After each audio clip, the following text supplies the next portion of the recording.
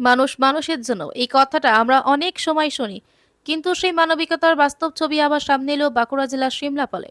অন্যদিকে অন্যের বিপদের দিনে রাস্তায় রাস্তায় ঘুরে আর্থিক সাহায্য সংগ্রহ করতেন তিনি।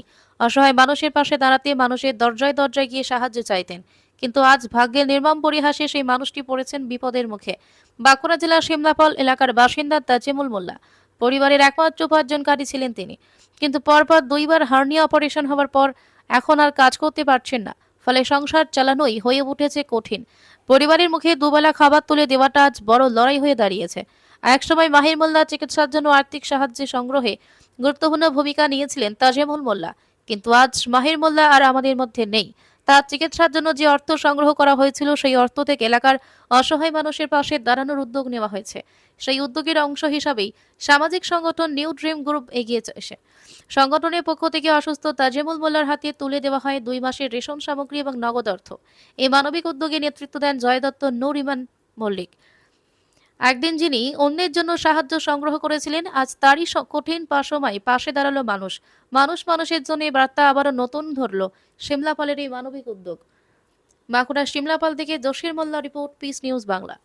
হার্নিয়া হয়ে যায়, হার্নিয়া অপারেশন 8 বছর হয়েছিল, সাকসেসফুল হয়নি। 15 হার্নিয়াটা আরও ফিরেছে। মানে ওই অপারেশনটার 1 মাস পর থেকেই আমার মানে আরও ব্যথা যন্ত্রণা আরম্ভ। 1 বছর পরে আমি হয়তো ভাবলাম কাঁচা, ওই জন্য রেখে দিলাম। 1 বছর পরে রিপোর্ট করে দেখছি 15 হার্নিয়াটা আরও ফিরেছে। মেডিকেলে দেখি এতদিনও মানে ওটি করেছি। তখন ডাক্তারে বলছে যে 4 মাস এখনও বসে থাকতে হবে। খুবই ভালো লাগছে, ওনাদিকে অসংখ্য ধন্যবাদ। মানে খুবই ভালো লাগছে। বাবা একজন বাবা আছে, বাবাই মানে সংসারটাকে একাই টানছে, এত বড় সংসারটা। আমি তো প্রায় 1.5 বছর বসে আছি।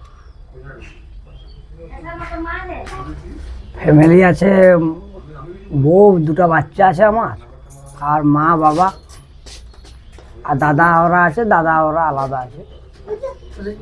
মানে মাহির মোল্লার জন্য যে আমরা কালেকশনটা করেছিলাম, 21 দিনই কালেকশন করেছিলাম। রাস্তাতে 21 দিনই হেঁটেছিলাম, বুঝেছ।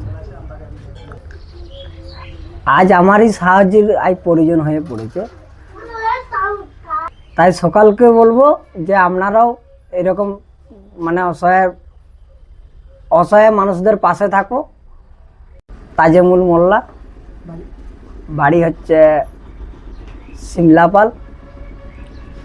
পিস নিউজ বাংলা, সত্যের পক্ষে, শান্তির পথে।